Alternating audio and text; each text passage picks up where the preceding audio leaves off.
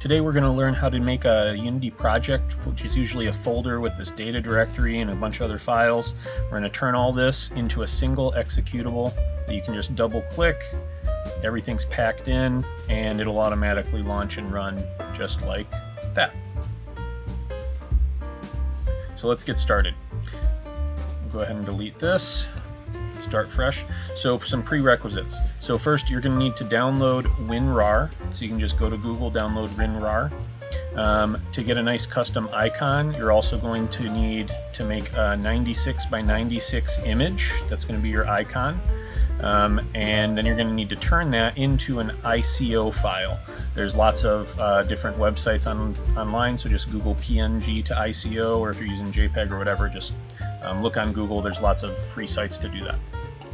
Alright, so once you install WinRar, come over to your Unity build folder, right click, and say Add to Archive.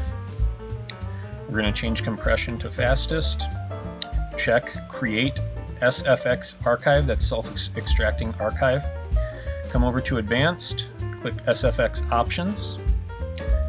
Setup, type in the name of your directory, so hazard simulator _ 0.4, then put a backslash, and inside your directory put the name of your exe, so hazard simulator.exe for me.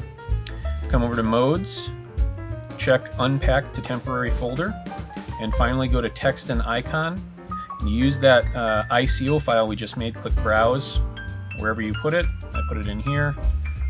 Choose that, open, click OK, click OK. It's going to build it.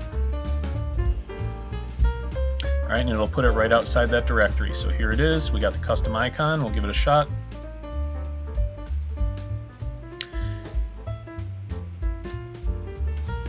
And there we go. Now there's lots of options in the self-extract advanced options. Feel free to play around with those. You can hide that, extract a window, but in general I found it's good to let people know that the computer's doing something. Since it is extracting something, the bigger the project, the longer it'll take. If somebody clicks on it and nothing happens right away, they might think it's wrong and they'll click on it multiple times. So usually it's still good to keep that self-extracting window visible.